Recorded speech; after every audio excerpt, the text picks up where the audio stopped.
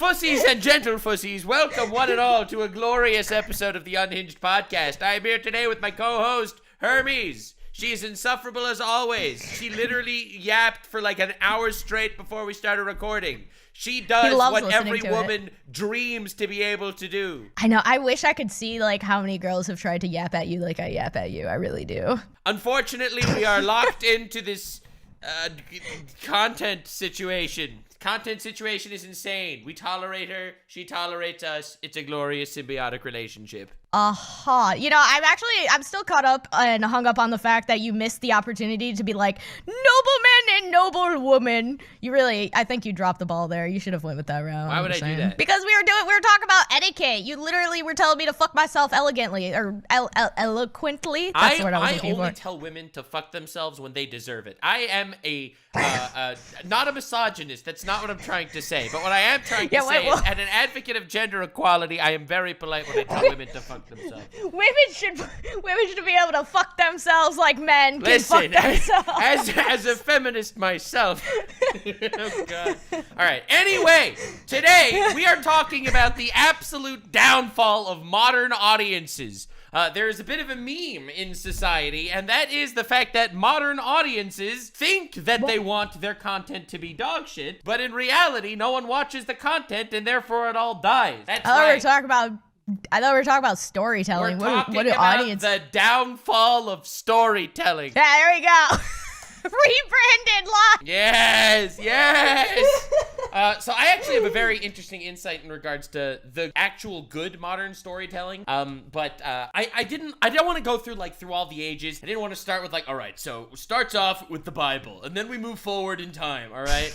To Bible 2, they call it the New Testament. Bible 3, they call it the Quran. No, we're not doing that. We did the ancient history joke last time. Listen, the primordial sin of misinformation. We can't reuse jokes here, all right? We gotta keep it within the last 50 years. That's true.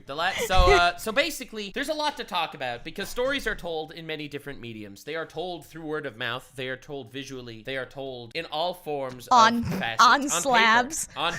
Return the slab. Oh no, we did that joke too. Never mind. Yeah, shit. Yeah, right. It's late, guys. Yeah, it's late. We're both drunk and very tired. Mostly her.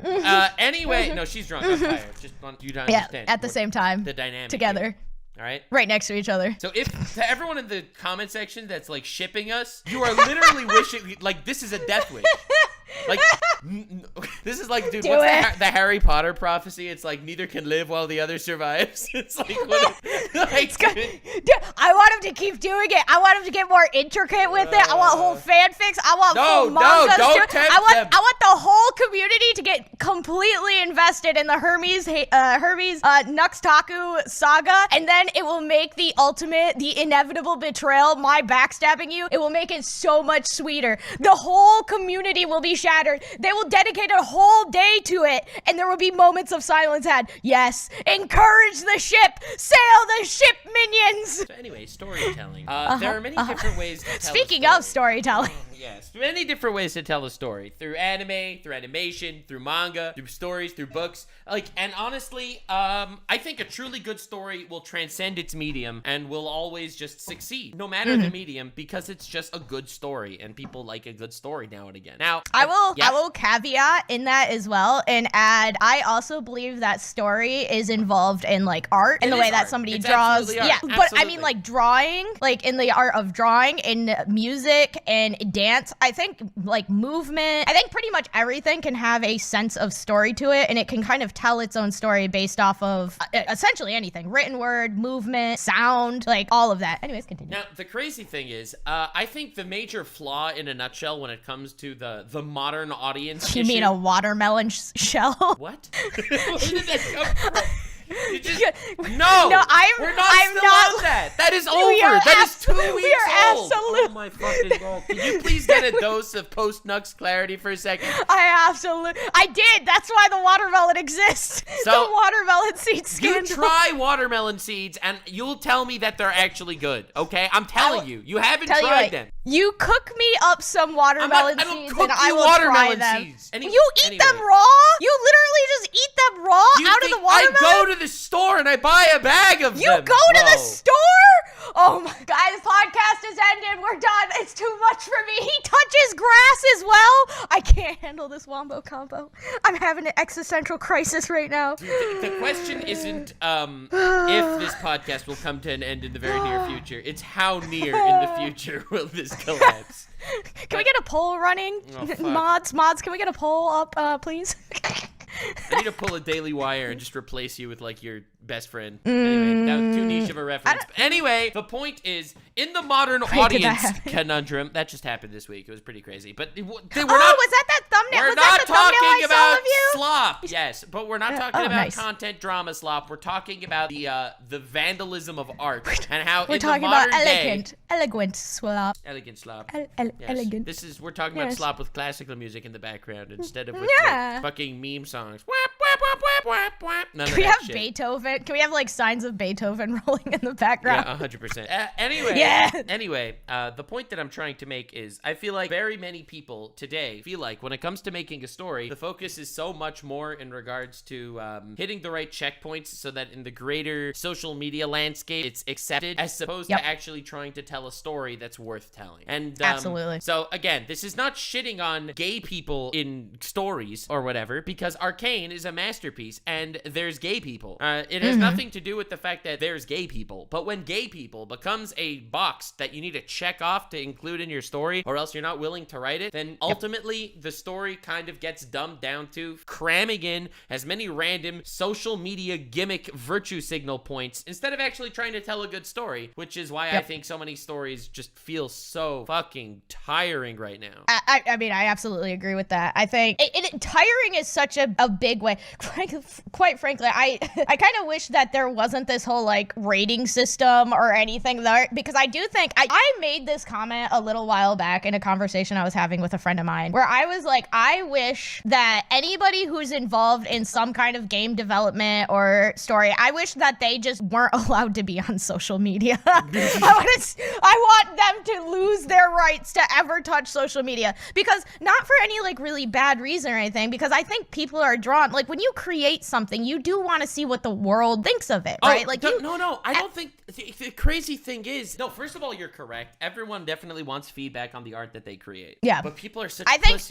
I think what ends up getting very scary, and I don't necessarily blame people on that, and kind of going to the point of what you talked about, I think it gets very scary when you create something and then you go online and you pretty much just see a loud, I think, minority of people who are like just screaming at you and telling you that your work is trash and that, you know, it's trash for X reason or something. Like, I really think we're going into this day and age, like, where, and then I think it instills fear. I think it instills fear in people who really do want to just be creative. Oh, for sure. Because there's that sense of like, I'm about to release this into the world now. What if everybody hates it? I'm going to literally log on to X and see a whole bunch of people telling me that I'm worthless and, you know, Dude, that. The fact that Black Myth Wukong is a game that could come out and tell a really cool story and with a really beautiful world, and people shit on it for not being diverse enough when you are literally playing a monkey that allies up with a frog. Like, bro, are you fucking crazy? Like, dude, are you insane? But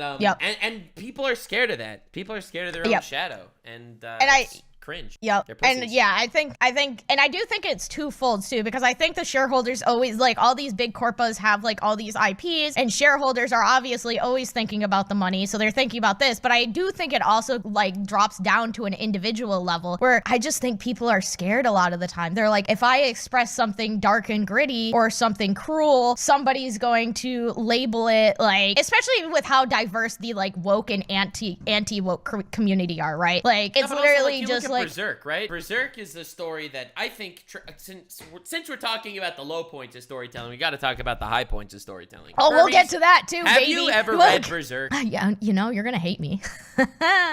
I've read part of it, but never finished it. You want to watch Berserk with me sometime? No, read it. Oh my God, you are literally missing out on one of like this generation's modern classics. I am not exaggerating when I say that. But the reason why I brought it up is because Twitter lost their shit. No, Twitter lost their shit when they found out about Berserk. There's some really dark, gritty stuff that goes on in Berserk. Yeah, I do know about that. Like, I do know bits and bobs about Berserk, and actually Berserk is one that I really, really want to read. Honestly, if I could pick, let's say, 5 pieces of media that are probably the best stories of, like, the modern era, Berserk would be one of them. Like, isn't that like older though? Wasn't that like 2000s, or was that 2010? I'd still consider that's relatively modern. Okay, so we are okay. I think it started like 1990, but okay. Berserk, that's funny that you say that, because a lot of the stuff I say is peak is also from like the 1990s/2000s. That's funny.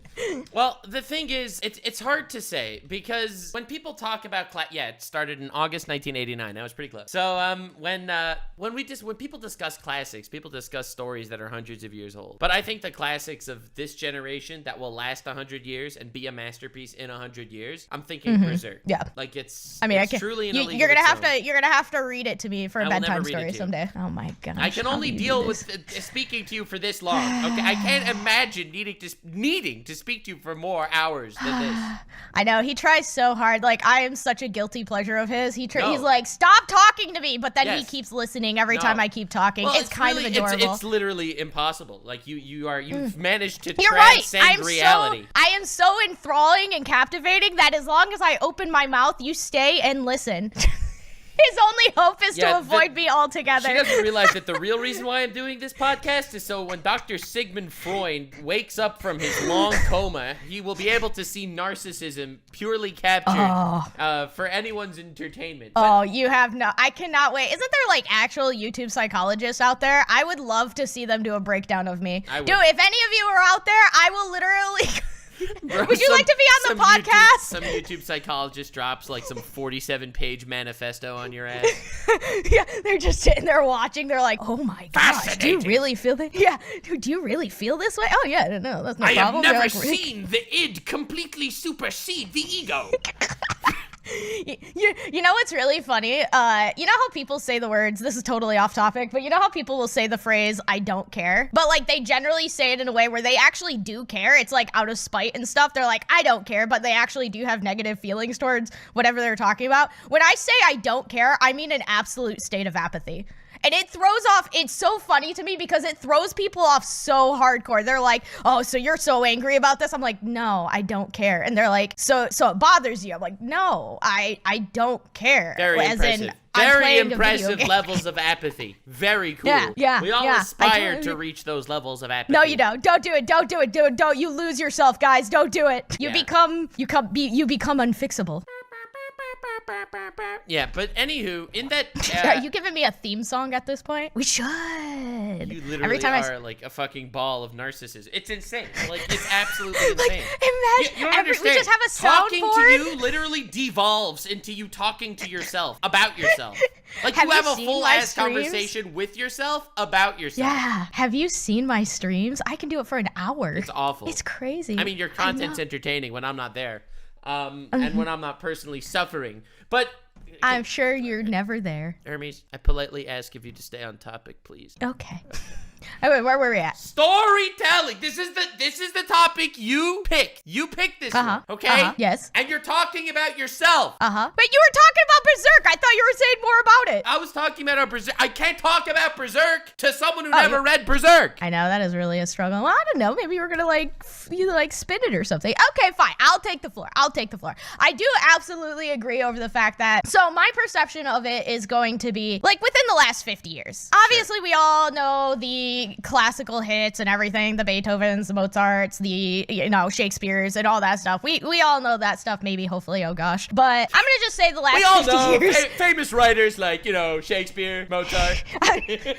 What really scares me is the idea there might be generations that don't know those names. No, I'm laughing because you put like a musician and a writer in like the same exact category, and I think that's funny. Well, it's all storytelling. It's like we all know the stories of Mozart, the way he said, dun, But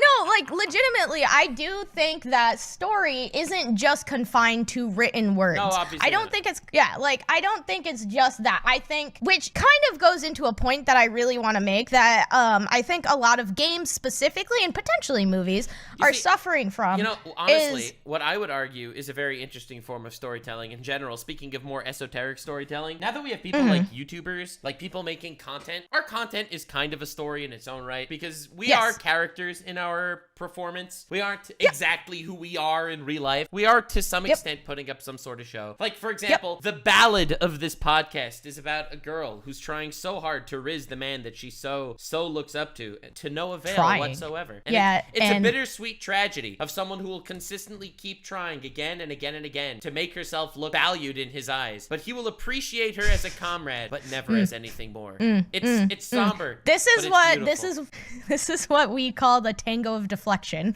But yeah. Yeah, but anyway, there are a lot of interesting stories told in a lot of really interesting ways, and I think where we're moving and what I'm really interested is seeing new forms of storytelling. Like, as it is, where we are right now in 2024, at the very tail end, we are seeing types of stories that are told in ways that we've never seen stories before. Absolutely. And I could give you 5 examples that just happened within the last month that are mind-blowing. Give them to me. All right, I was playing video games. So, one, the Amazing Digital Circus. Give it to me, baby. Sorry, music. Anyways, Digital Circus. The Amazing Digital Circus just came out with episode 4. And it was great. It was actually phenomenal. I haven't seen it yet. You should react it on stream. But anyway, the point that I'm trying to make is this is a animation made by a group of people on YouTube. An indie animation. Small group of people? Small group of people. They came together. They made something incredible. And it is incredible. It is a brilliant story that has so many mysteries and so much flavor and so much depth in their characters. So many different themes and different ways to approach the situation that they're in, and every character is suffering in their own way and has their own mental state, and it leaves you with so many mysteries, whether they're in some sort of I love that. AI universe, whether they are tortured, whether they are even humans, what masks they wear at different times. It's a brilliant psychological horror that's also heartwarming and interesting in its own ways, and it's an indie animation made by just a small group of people that came together, and it got so big and so popular that it's literally on Netflix right now. Their first episode is like they're on Netflix now? They're on Netflix and YouTube. Actual Netflix win? No, it's a Digital Circus win. True. Well, yeah, I agree. I agree with that. It absolutely is. And that is fascinating because for the last 20 years, when you think about like big stories, big movies, big shows, you think about fucking Hollywood, Disney, like the big fucking companies that literally went in there with $100 million to put something together. You don't think of a story being able to be told and reach so many people. The first episode of Digital Circus has like 200 million views, whether you like it or not. It is an influential and inspiring piece of art that is touching people on many, many levels. From the funny and weird shenanigans to the more mysterious and curious beats to the more emotional and psychological thriller aspects to it. It's a fascinating story that's being told in a way that we've never seen before. Literally put on YouTube for free for people to consume. It's pretty fucking awesome. And the other 4? And the other 4. The second example that I have. Okay, I will interject real quick then on that. I didn't know if you wanted to go like in a group and then say all of them and then I touch on it, but I will touch on this. Because I wanted to hear what you had to say, and then I'm going to move on to the other one. Poor Nux over here. He pauses. He literally does the courtesy of pausing for me, and I'm like, yeah, anyways, so the next one, please. No. She's like a slave driver. You don't understand. Go. But no, I absolutely agree with that, and I'm sure we're going to touch on this multiple points on this, because I 100% believe that the core of like every good, really good story starts with a small, passionate team. Like with some good masturbating. Yep, every time. The better, like, but you learn through experience. Like, and that's the thing too. When you start off as something, your first game, your first movie, I'm sure the people, the small group that is in like together for the Digital Circus, this probably isn't their first series, right? Like this probably isn't their first like thing they've wrote or animated. No, of course this not. Is probably a small group of people that they probably have a very passionate animator. They probably have a very passionate. The animation team, Glitch, they have formerly worked on Murder Drones, which was pretty respectful and very respectable in its own right. I don't like it. I like Digital Circus better, but Murder Drones was fantastic. It was like an 8-episode season, and it was great. Gooseworks, the writer of Digital Circus, worked on a lot of their own different animations and stories. So and so it's always like, it does go to showcase, like, the thing is, money can't buy passion. It never can. Passion is something that is cultivated. True. You give me $10 million, I will give you a passion project. What do you even have a passion? What do you mean? I'll come besides up with me? One. I'll invent a passion. You can, but that's my point. I'm joking. I have a lot of passions, and listen, I have slop to feed the people. The people need their slop, and I have to spend my time devoting slop giving to the people. Okay? True. It's important. Preach the word of slop. But my point though is, like, you can't. It doesn't matter. Jeff Bezos himself can come up to me and be like, "I'll give you $5 billion if you learn, or if you give me a hit at 2D animated manga or the anime series. Do it with it. You have a year." There's no way that's gonna happen, because I don't know how to draw anime.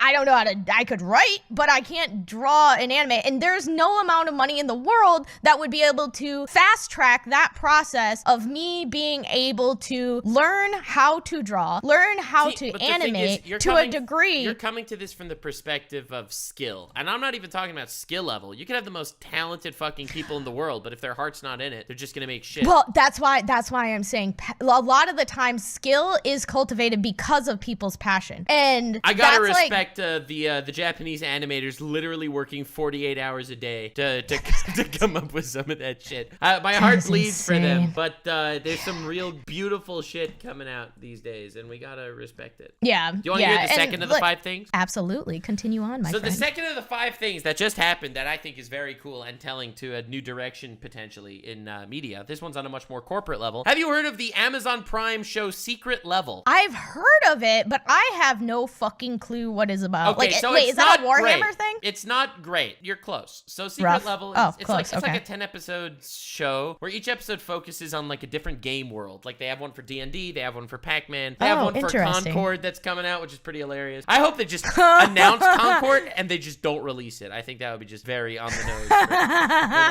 No, they gotta release it and then only have it up for a week. No. Oh my god, the troll. But anyway, and they have a Warhammer one, and that's obviously the one that I wanted to focus on, because Warhammer 40k, I think, is another example of this. I hear it's people have been stroking your lore boner on Warhammer. Dude, I'm excited to see that. It's so good. You don't understand. It's so good. So I saw the Secret Level on Warhammer, and it was great. It was short. It was only 20 minutes, but it was great. And it was true, gritty, dark fucking action scenes. People dying. Beautiful. Guts flying. It was glorious. No, honestly, it's like delicious. It is the grim, dark world of Warhammer 40k to a T. Yeah. Now, the reason why I bring up Warhammer specifically, because this is a franchise that's been going on for a while. Why specifically do I mention it this month? Because Warhammer 40k, unlike most of these other stories, does not have a single way to consume its story. It's so vast and so big, hitting so many different mediums. I think that this is another way to make like an all-consuming universe. Like, it's a tabletop game for people to enjoy. It is also characters that exist in Magic the Gathering. Magic the Gathering has Warhammer sets. Yeah.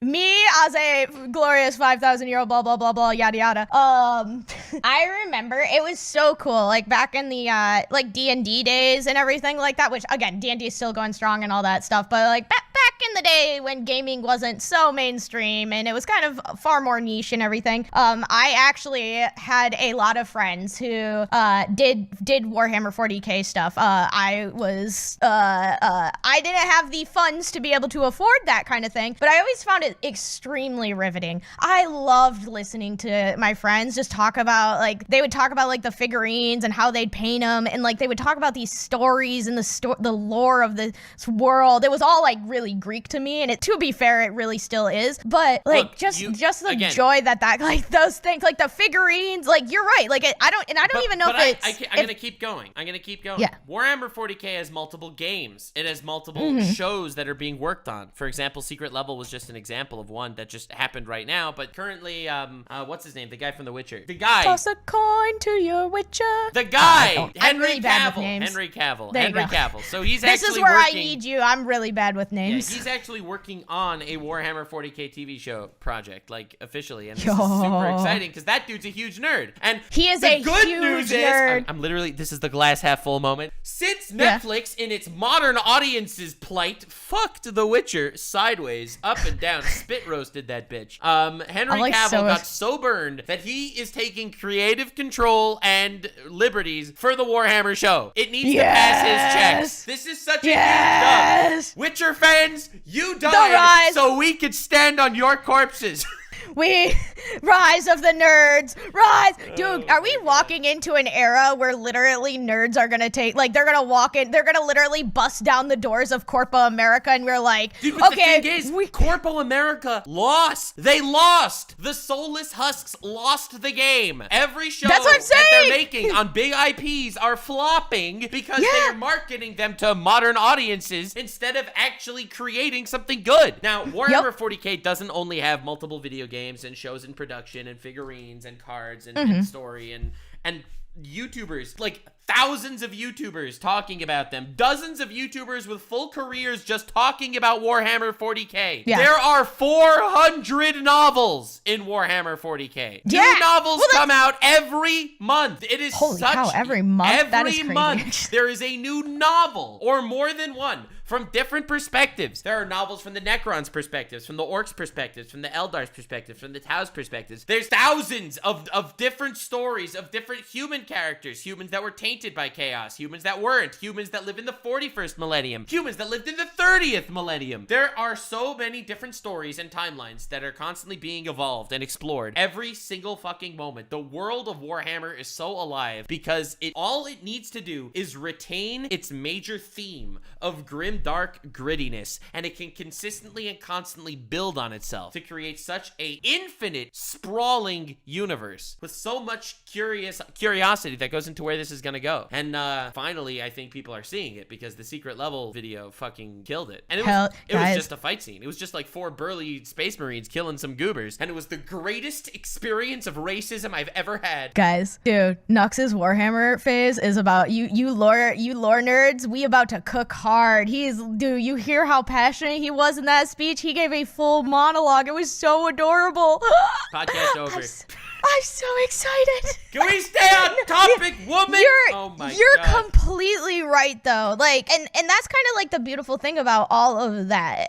I always found something intriguing where, like, it is one thing where people lose inspiration, like people want to move on or something from a story. But it always perplexed me over this situation where people want to tell one story and be done. And maybe it's because my like D&D background and everything like that. But I'm like, you can create the foundation of a world, and that world can be living and breathing. There can be different factions, there can be different cities with different ideologies, with different struggles, with different strengths, weaknesses. Like each of these areas can have their own vibe to their story, and then within that, each of the towns that, you know, a difference between a city and a town, and all of this is ripe for so much. Describing cities and towns. This is adorable. When in Warhammer you have millions of planets. It's flat. Okay, you don't understand the scale we're talking about. We will listen. You can tell me bedtime stories of Warhammer as well. Okay, we'll put that on the list next to Berserk. All right, you can tell me all about it. All right, we are having a discussion here. You wanted to do a thing about storytelling. God damn it. The core of what I'm saying reflects the same thing that's happening in Warhammer. And this is why I really always, again, it's all Greek to me, but when I listen to my friends talk about it, it was so captivating because each of it was every facet of each piece, each story was a piece to a very, very big tapestry that was like well designed. It's very intricate. Like each, like actions have repercussions, and then you can like see the repercussions like on the other side. And you know, it's just very, I think in a way, it's a very real situation because nothing is like in a bubble. Like every action has a 100%. Reaction, and like the crazy thing about a world like Warhammer's is anyone, no matter their preferred form of absorbing media, could get into Warhammer. Whether you want to be in the basement playing tabletop, whether you want to be in the card shop playing Magic the Gathering, whether you want to be listening to YouTube videos while you're driving, whether you want to be playing video games in Space Marine, whether you want to be watching a show. with Secret Level or with the whatever the actual Warhammer show that's coming out. Whether you want to listen to audiobooks or actually want to read books, well, there's 400 novels to choose from, following thousands of characters. Like Warhammer is like, it's one of the most vast and yet simultaneously accessible pieces of media out there, and I think it's really only coming into like the mainstream. Like, it used to be like a hardcore nerd culture thing, and at this point, it used to be. At this point, it's very expensive. It's just a one. Genius story. I said this a long time ago, and by a long time ago, I mean like a week ago, and I'll say it again. Ancient times, ancient and history. Internet. 3 cancellations ago. So anyway, the timeline. Yeah, that's the timeline. So I said this earlier, and I'll say it again. Warhammer 40K TV show, when it comes out eventually, if it's actually done properly, it'll be the next Game of Thrones. It will have the actual social zeitgeist in a vice grip. Yeah. Wait, is that coming out on Netflix as well? Is that Prime? I think it's Prime. That would make sense given what Netflix did to The Witcher. I was gonna be surprised if he literally went back to Netflix afterwards. Though it would still be one hell of a power play if Netflix went crawling back to him and he's like, sure, but everything goes through me. No ifs, ands, or you hand me the blank check and you do not bitch. and that Henry one hell of a power play. Leans forward into the face of the Netflix executive and says, "In Warhammer 40K, there will be no women." That was a joke. There are actually women in Warhammer 40K. People just don't know about the Sisters of War and on all those like incredibly overpowered badass female characters. But anywho, that was the second of the 5 things that just happened. Do you want to hear the third of the 5 things? Yeah, definitely. But I mean, I guess I kind of did touch on that. Just the fact that a good story can. The people of Warhammer managed to lay down a foundation, and through that foundation that's so good, so rich, so strong, it literally lives and breathes itself. Like, it frankly created its own ecosystem, like you described earlier. Like, people like to talk about it because it's so interesting, because it has a, like, and it's also so vast. You know how, like, you'll have, so vast. You'll have these moments where, like, you'll have 2, like, war veterans or whatever, and then they'll talk about, like, their experiences in the battle. Yeah. Like, they'll talk about, like, and those are personal experiences that they only know because they lived them. Like, that's how Warhammer fans talk about Warhammer lore. There is so much lore. No one's read it all, okay? Except for maybe Luton, that lore guy on YouTube that makes fucking awesome, like, 4-hour-long lore videos. Dude has, like, a 10-hour-long video series just talking about one guy. Hell yeah! Right? Should I do a react on that? Yeah.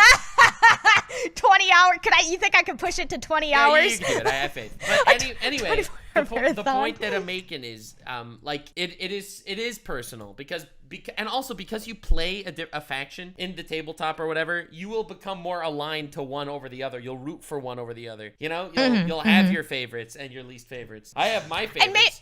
There's something that I don't know. Again, I'm not super into like the community or anything, so I don't know. But I think, at least from what I've felt and seen of it, it seems like the Warhammer community, it's so interesting because, like, yeah, you said you have your favorites and everything, but it always seems like when I hear people talking about Warhammer, they're very civil in like agreeing to disagree. Like, it's almost like friendly rivalry in a sense, where it's like, somebody's like, oh, this is like my favorite faction, here's why, and then the other side is like, yes, I see your point, but don't forget that your people did this, this, and this, and here's where my people are, like, etc. Like it's that fun. Like, it doesn't bring it, at least from what I understand, like, it doesn't spark hate. So like, there's no hating each other. I've stuck my dick into several communities on YouTube, different anime and video games and whatever, like making different dramas, slop content. I'm about to test your video game knowledge. And I'll say that the Warhammer community is probably the most wholesome, inclusive community I've ever gotten involved with. Cool. And the funny thing is, like, Warhammer is a community where the Emperor's doctrine is kill all that don't fully assimilate, you know? It's like, it is zero tolerance policy. Oh my God. Yes. But no, it's such an awesome community, honestly. Yeah. Sure. I mean, even I've had some Warhammer people trickle in and everything, and they're so adorable because I love passion, I love people talking about their passions, and I love lore conversations and everything. And I've had people come in and it'll be a wall of text about Warhammer lore or anything. They're like, oh my gosh, I'm so sorry. I I didn't mean to like do. I'm like, no, it's okay. Keep talking. No, I love it.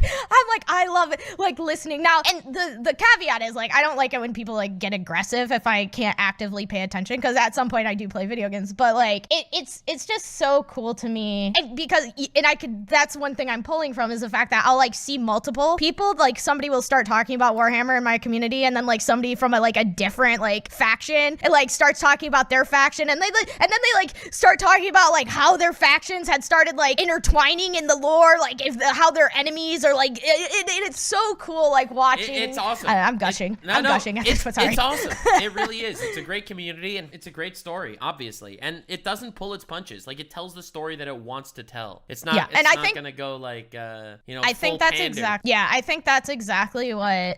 Yeah, we haven't even got to 3 yet, but I think that is one of the core pillars that a good story needs. Is you can't pander. And there's sadly a lot, especially with social media and stuff. I think there's just a lot of pressure. There is to pander. I think we just saw multiple instances of different manga authors just completely cave into the pressure. Yeah. Like, and just even release subpar episodes just to be done with it, and like subpar chapters just to placate certain people. Yeah, and it's extremely sad to see, because I think it's legitimately like people are extremely passionate, but then we're like witnessing their passion die real time. Like again, back to like. And I think this guy, the author of Oshi no Ko. Like that dude, he just gave up on the last chapter. Did he? Oh no. Again, that's tough. It's sad to see, and there are so many different stories of when like a manga gets popular and the fans are shipping characters or pushing for a certain way for the story to evolve, and the author has a different idea, and they crush him. Like they did that to the Tokyo Ghoul author. They did that to Isayama, the Attack on Titan author. They did that to like everyone goes to what's his name? The Jujutsu Kaisen author just had like a really rough moment where people were like bullying him and stuff. Like, and that's why I'm like, it's so sad to see, like say, but I really genuinely believe if you're in like storytelling or anything, I really feel like you should just not be on social media. Like you could be on social media, but you need to have a strong enough backbone to say, fuck you. You're not entitled to my story. You can read it if you want, but I'm telling the story I want to tell. I know. Again, I'm not shitting on the people that cave to the pressure either. Yeah. Because obviously like a lot of pressure. Yeah, I think it is one of those things. I think it's just better to completely remove yourself unless you know for sure you can have that thick skin, because I think there's this idea that especially when you first get on the internet, I think a lot of people are like, oh, it's just words on the screen, it's never gonna affect me. But I think people are very hardwired when they start like going like doom scrolling is addicting, and I think people just aren't built like the normal people. Now I'm messed up, but like the normal people just aren't really built to handle cascading amount of hate over and over and over again. You're completely right. And yeah, and even to a lot of people's like best efforts, I think at some point it starts gnawing away at you like a poison in a sense. And like, poison, and my heart goes out. Me poison. Exactly. Yeah, no, exactly. It's rough out there for sure. And you definitely see it a lot. Yeah, but and it breaks my heart on a lot of occasions. To some extent, pandering. If you don't want the hate mob to hate too hard, and you end up giving in on your story to some extent, that is pandering. Well, because I know, well, it is pandering, and it's sad though because it's pandering because nobody likes to fear either. Like I know, you've probably never played Final Fantasy 14, have you? Nope. You're so sad. Anyways, Final Fantasy has person who never read Berserk. You know what? Touche. That's that. Touche. Well played. So the main guy in that develops Final Fantasy 14 is, we call him Yoshi P, and he did Final Fantasy 16. 16 did really, really well, but it didn't have a lot of diversity and everything. And sadly, what ended up happening because of that is there was a very vocal, angry mob that was like, you need more diversity, blah, blah, blah. And again, I'm fine with people bringing out their opinions and their thoughts and stuff like that. I have a very big issue when you start becoming malicious because of your thoughts and your opinions. And literally, Yoshi P had to come out and make a blanket statement where he's like, please do not send hate to my team. He's like, if you need somebody to hate, you hate me because everything goes through me. I am the director. But do not send hate to the animators or the writers or anything, because at the end of the day, it was me that okayed everything. Please do not send hate to them. Mad respect. Yeah. It sucks. But the fact that it exactly sucks. And it's so sad. And I think there's a massive fear element that is stifling the passion of people and the creativity of people. And Sure. I think There it's is. extremely sad. But anyway, It is. point 3. No, I agree. Okay, the third thing that happened within like the last month or so and was very awesome. There is this YouTuber, very famous YouTuber. Have you ever heard of Corey X Kenshin? We're gonna talk about Corey? Very briefly. Yeah. So I've heard Corey about X Corey. Kenshin, big YouTuber, very loved and respected, very Absolutely. creative, good man. Follows me on Twitter. Very good, What? good man. We love and respect Dude, Corey Kenshin. Tell him to come my way. No, Tell him anyway, to- so man Why am makes I great friends content. with you? Man makes great content.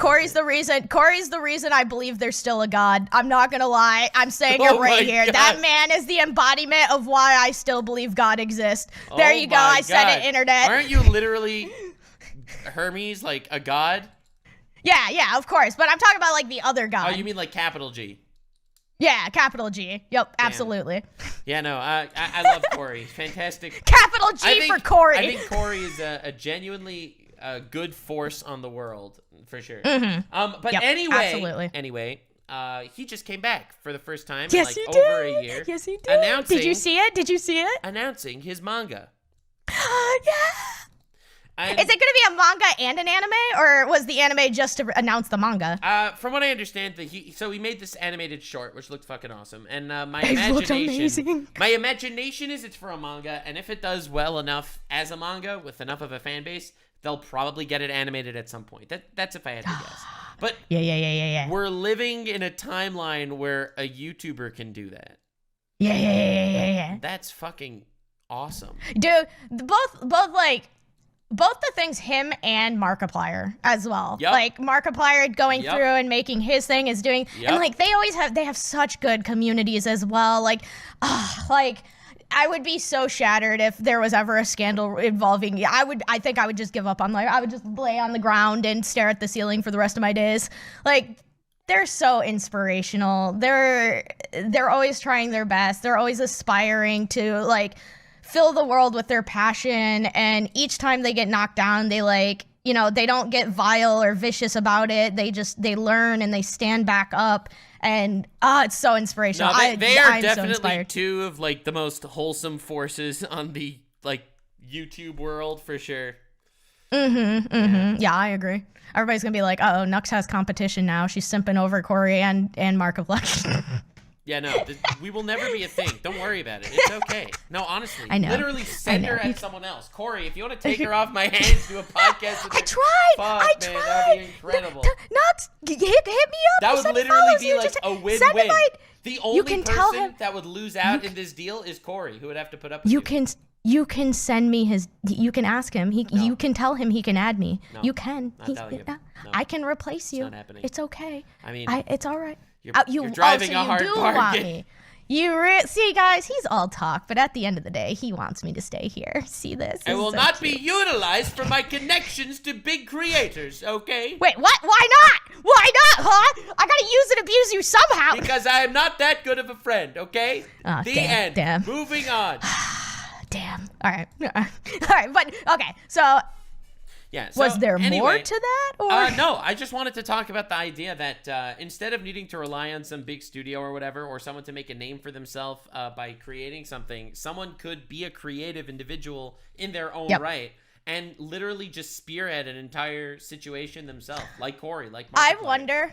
I really do wonder if that is going to be the next big society shift with all the distrust that's happening and like big capitalism and media and everything in general. I wonder if there is going to be a shift in the population of. Have you taken your Glorgan vaccine?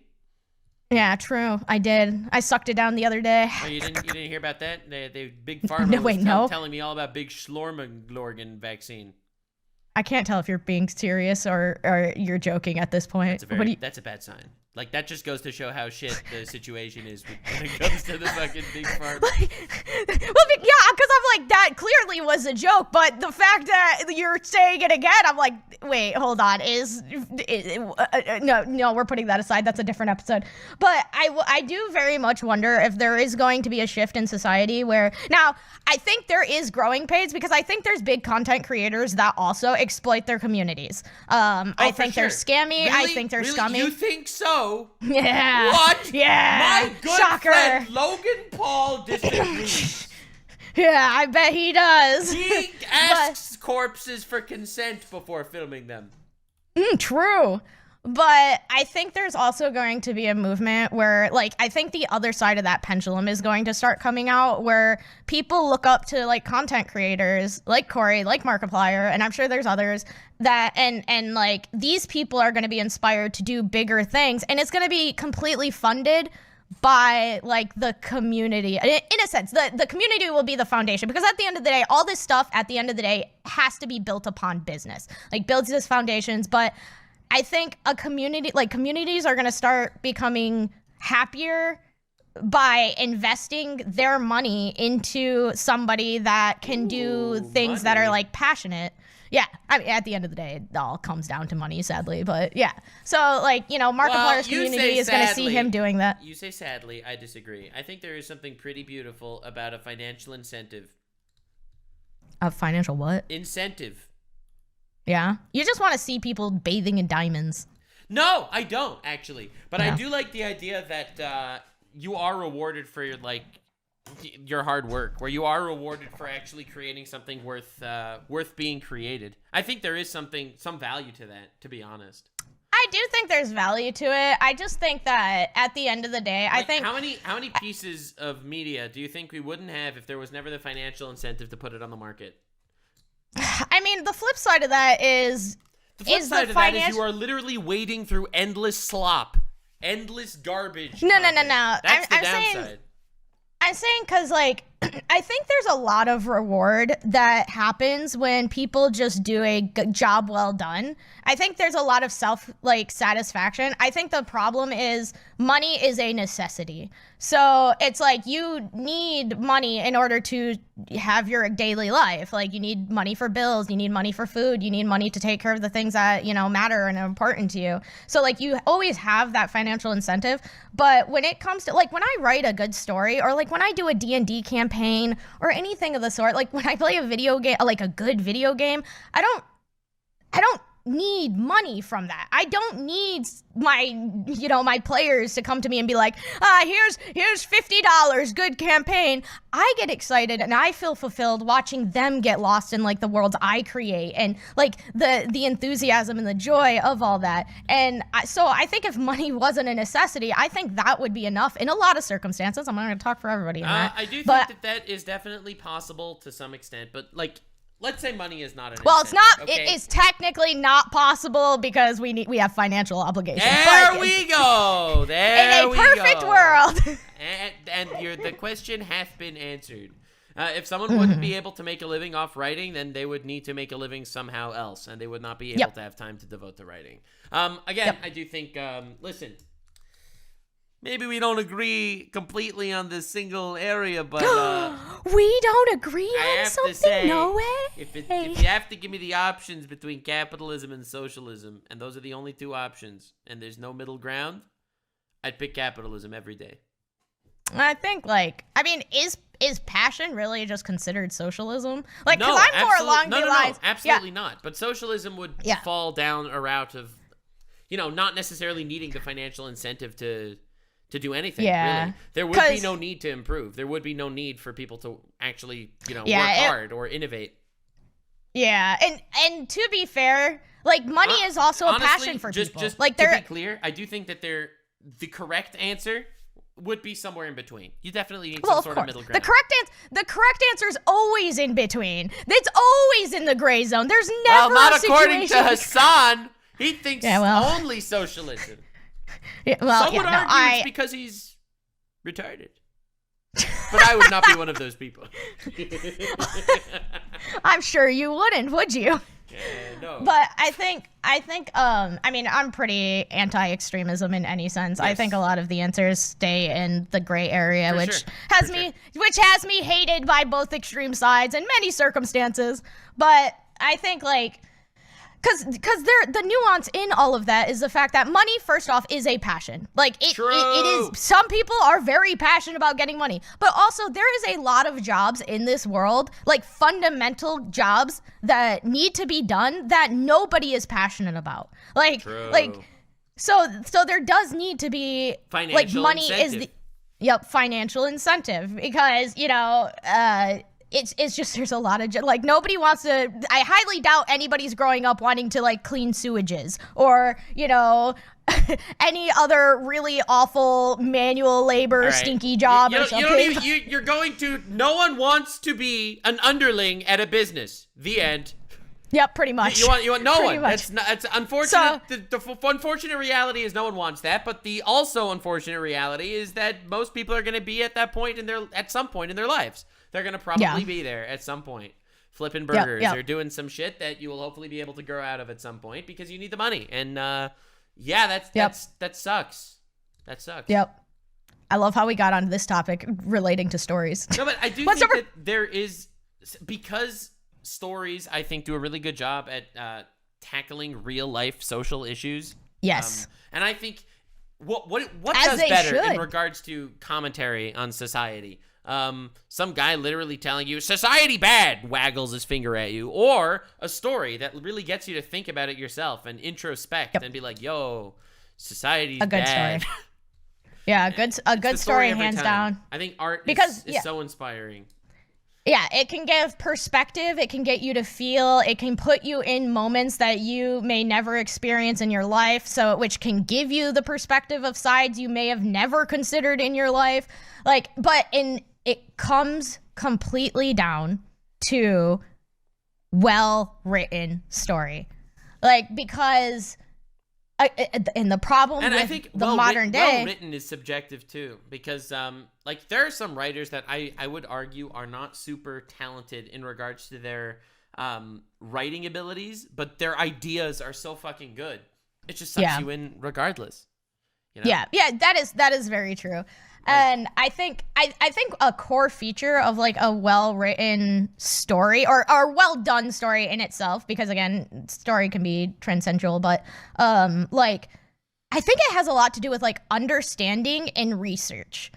Understanding what you're writing about, understanding the gravity of the situations you're trying to portray. Because I think in some interesting way, humanity, we can have a connection to things we've never understood when somebody writes does well done research into those problems, right? If it's just somebody telling you oh, famine is bad, people read that and they're like, well, yeah, of course famine is bad. That sucks. Of course. But if somebody that writer had went through famine-driven areas, third world countries that suffer a lot of famine, and wrote down the gritty reality of that, the suffering, there definitely are two ways to explore a specific topic, and the same story could be told in two different ways. One way with real heart, and the other way with just the description. And I think an audience could definitely feel when a story is being told from the heart instead of when it's just AI generated slop.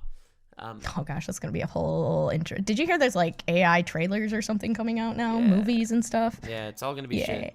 It's all gonna be shit. Yeah. What a timeline. But no, it's crazy. But and I do think people could definitely feel that difference for sure. And I think we're living in a really interesting time. Where I think the media landscape is definitely changing. Obviously, you're still going to have your conventional good stories that come out in a conventional fashion, either as a movie or as a book or whatever. But I do think we are moving into a whole other plane of general storytelling. I don't think we're ever going to have another Game of Thrones, just purely as a novel. I think it'll always come with so much more. It could do all that. And I mean, I definitely don't think the era of storytelling is dead or anything of the sort. It's evolving. Do think, literally evolving. Yeah, I do think there is going to be a huge shift more towards the indie scene, though. Like, you see it big with, like, that's indie where the games. love is. That's where the passion is. Yep. And, I mean the you thing saw about how big, it is... You saw how big Has Been Hotel was. Yep. This year. Same thing happens in games. Same thing is happening in the video gaming sphere. Like, Steam is a godsend because it's like, here's the indie market is extremely oversaturated for video games. I but mean, the crazy idea is, like, my favorite video game of all time, big shocker, is Undertale, and it is the most indie game ever to be indied. It is the most obviously indie game. The graphics are shit. No offense, Toby Fox. The graphics are shit. And it is my favorite video game of all time, ever made. You know, it's interesting, though, because, like, graphics being quote-unquote shit or whatever, I think it gives it a unique character to it. Like, it gives it a unique flair. For sure. To that. Especially in a game, like, day and age when everything is being used. Like, don't get me wrong, Unreal Engine 5 is fucking insane, and, you know, the graphics of the games nowadays are crazy, but when I see something like that... Have you played Undertale? Of course I've played Undertale. Have you played Deltarune? Yeah, of course. It's great. Dude, I kid you not. I as you know, I'm a sadist and a masochist. I played the pacifist run first because I wanted to love all the characters and all the happy feelings, and then and then I did the genocide run, and I cried like a little bitch. That's the way you're supposed to play it, for sure. And no, I absolutely. What if I told you that I played the pacifist run, and then I watched Jacksepticeye play the genocide run? But you couldn't. You didn't even do it yourself. I didn't know why I could have killed him myself. I let him do it. Why should I do my own dirty work when someone else literally is doing it for free? True. Yeah, it was heart-wrenching. But yeah, that kind of like showcases. But then I did the genocide run myself anyway because I wanted to do all the boss fights. Like, I did it myself. I played Undertale so many times. The sand, like, I think it's so funny because I know like the end boss fight was like with Flowey and all that stuff, but like the sands fight was so fucking strong, man. Well, the sands fight is the final fight in the genocide run. Flowey doesn't even fight you. He asks you to spare his life, doesn't? And then you just murder him in cold blood. Oh, that's right. I'm getting them mixed up then. Yeah. I thought he did like a super extra form or something. Maybe that's pacifist. That's a pacifist run. Okay, I am confusing it. It's been a hot second. I played that game when it first came out. it's a real true masterpiece. It's a really great game. Yeah. But it's also interesting to see stories evolve into like seeping into the internet world, little clues placed in different places, lore put together from books AR. And like, dude, they just released a Gravity Falls book to basically full of codes and secrets and ARGs and hidden websites and binary codes that you need to plug into other places to figure out clues to figure out the story that actually happens to Bill Cipher after the end of Gravity Falls. Like, there are so many interesting ways stories are told right now, like in ways that we really have never seen before. And honestly, the difference between that and the corporate slop, the fucking Acolytes of the world, where Star Wars... Dude, did you ever see the Acolyte? No, I gave up on Star Wars a long time ago. Honestly based. The Acolyte is a tragedy. It's a real tragedy. I think it's maybe the worst show ever made because of what they did with the IP. I heard that The Mandalorian was really good, but I just long given up before even that, so I never even watched that. But yeah, no. Knights of the Old Republic. There we go. That's where it ends. That's where it began and ends. Nothing but respect, lady. Nothing but respect. But yeah, and that's the interesting thing, though. I think indie games capture. Can I describe? You can describe anything you like to me. Acolyte, just for a second. Yeah. I just want to describe this plot to you. The amount. You absolutely. It just goes to show how much the people writing it hate what they are writing. Okay? Yeah. It is a story of twins that were born through immaculate conception because Force ladies, space lesbian Force witches, gave birth to them without needing no man. They gave birth to them, and the Jedi Temple was trying to figure out what this disturbance in the Force was, so they sent a bunch of Jedi there to find out what was going on there with those women over there on that space rock. Now, one of the twin sisters lit a fire. The fire consumed everyone in the stone temple, killing almost everyone. One of the lesbian space witches turned into a smoke demon and tried to eat a Jedi, so the Jedi fought back and killed her. The Jedi then felt so bad for killing a strong, powerful woman, he lived his entire life keeping this incredible secret burden, where he died at the very end, so proud of himself for finally being able to die and pay for his sins of doing the unthinkable things that the authoritarian Jedi did to the poor lesbian space witches. It's like, it's an actual tragedy, and it's just people that obviously hate themselves. And you have to see this one scene. I'm linking the scene to you. It's only like 40 seconds long. Just watch that scene.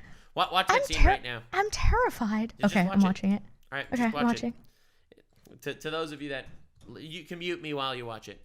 But to those of you that are in the audience, I showed her the power of one, mute you. Power of two, power of many scene. Audience. All right, there we go. Muted you now. All right, dude, this scene, I'm telling you. Oh gosh, I lost the thing. No one with any passion or any love could create something like this. Dude, she's gonna lose her shit. She's gonna lose her shit. It's so bad. Oh god.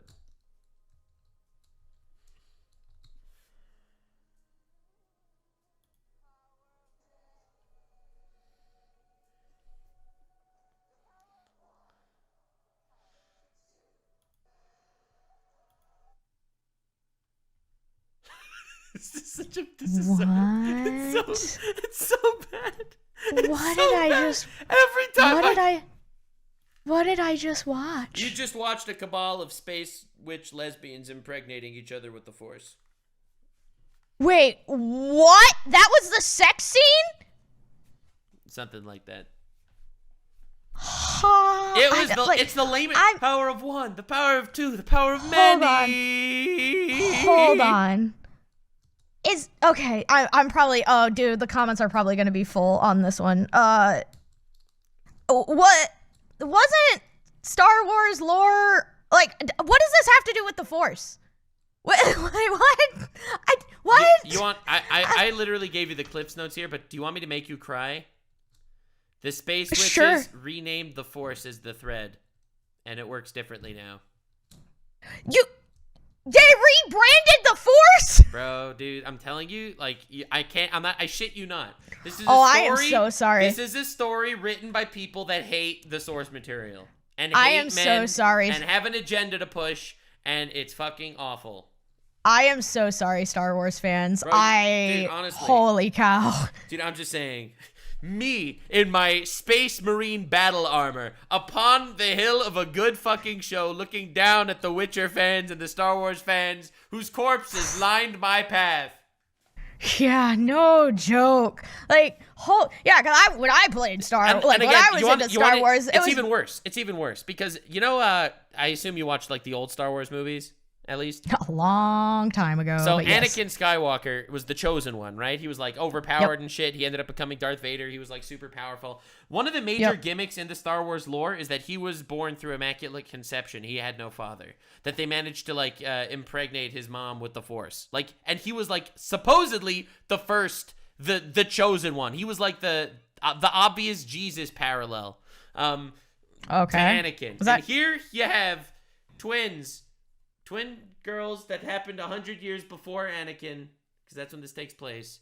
Also, they can't even get the timelines right. Oh gosh, it is pretty humiliating and embarrassing. Oh, that sucks so bad. I'm so sorry, Star Wars guys. Yeah, no, it's rough.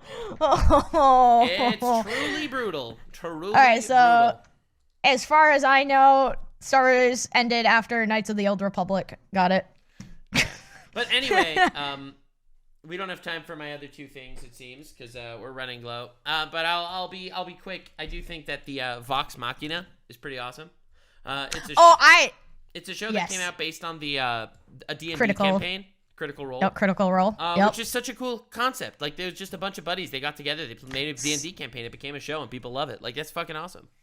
Dude, freaking Matt Mercer is amazing at like D&D, like DMing, and Like I literally watched, I think, 2 of their they're really long, but I used to watch their like have it on my second monitor and just have their campaigns going. I think it's well deserved that they get like an animation series on it, because they're all like voice actors as well too, so they can really get in character and get in the role and everything. It's actually very interesting to me. Like, I know there's like a divide that a lot of people are like kind of anti like role players, like they're like, oh, role players are weird, whatever. But I think what they're doing is role playing. Like they're role playing their characters, and it's very common in D&D to do stuff like that. I mean, role playing is just like acting as well, and like, so I hope that doesn't really catch on where people like bastardize role playing, but because I think it's just so cool watching people get into like their characters and go through their stories, and especially when you have a really good story told. But yeah, since we have to close it up and everything, before I start rambling again, like, I do want to point out that I do think one of the main things, one of the core things that I think indie games and even things like Critical Role and stuff like that can capture is exactly what games in the olden days captured back then, but it wasn't really intentional. Like, one of my favorite games is Chrono Trigger, and it's literally it all began, like, gaming all began with, and it probably is the same for everything else, but it began with like a small passionate team, like, because gaming was so niche and the whole society looked down on it, and everybody was like, oh, there's no way this is gonna get like catch wind, catch fire, it's never gonna become mainstream. So literally the people that walked into this were going against a tide. They weren't doing it for fame, they weren't doing it for money, there was no big corpa above them trying to force them, to rush them to do all this. Is literally all of it stemmed from a small group of people that had their own like diverse passions. You know, you had the animator guy, you had the programmer guy, you had the writer guy, and like they came together and they all had a unified purpose, looking to create an experience.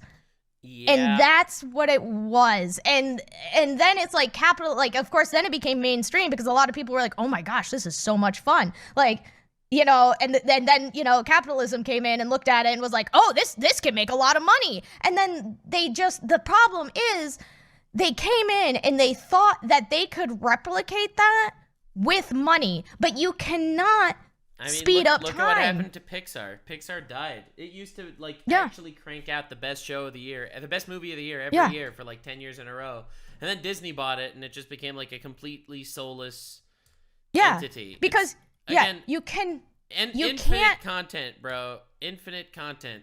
And We're living in a generation of excess, and you can. Yeah. And here's the thing: like, you can buy people who have spent their life like cultivating their passion, but you cannot bring in somebody and then say, "Here's money. You need to be a master at your craft." You just can't do that. That takes time. That takes a time investment from every single individual person.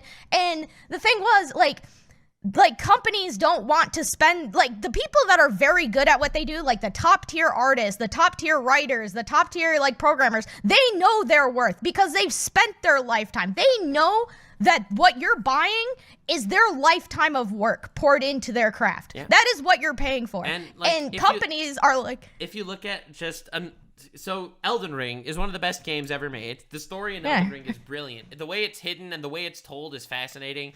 Through like little item descriptions and tiny little lore gimmicks. I love that. It's incredible. Love that so much. It's literally subtle storytelling in a league of its own. I really think Elden Ring is masterfully done. And of course, Sony wants to buy FromSoft.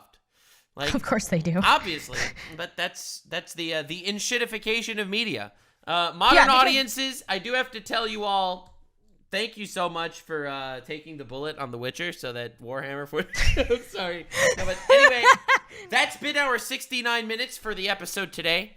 Thank you all so much for being here and joining us on this journey, talking about how modern audiences are taking a barrel to the throat. And you guys, there's still good shit being made by talented, passionate people out there. Stories are evolving and taking different forms, but they are very much still out there. Yep, the indie scene is still thriving. Like, forget about what all the crazy review sites and everything else say. Like, regardless, the AAAs are suffering. There are amazing indie games getting created, and they are a lot of fun. And maybe movies. And movies, obviously, because you said the Digital Circus and obviously Hell of a Boss, like, you know, so they're indie is carrying and they're doing a great job. And I do think there are some people that are still in the corporate game that are making some good shit. And I'm excited and waiting for future good shit if it ever does show up. It will. Sooner or later. The human passion for art, it will never die. It will never die. Yep.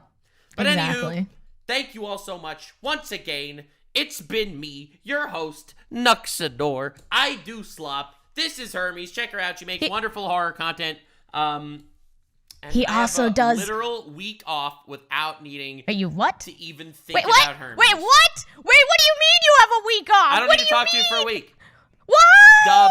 I'm putting up a big W gang sign right now. Gang sign. Also, dub. he doesn't do just slop content. He also does lore deep dives over on Taku. So you should also check that out because you can hear how passionate he is about lore, and I love to bring it out in him because he's so cute when he does it. Can you guys hear the cuteness in his voice? All right, episode over. Stay weird, fam. Love you guys. Bye. Bye.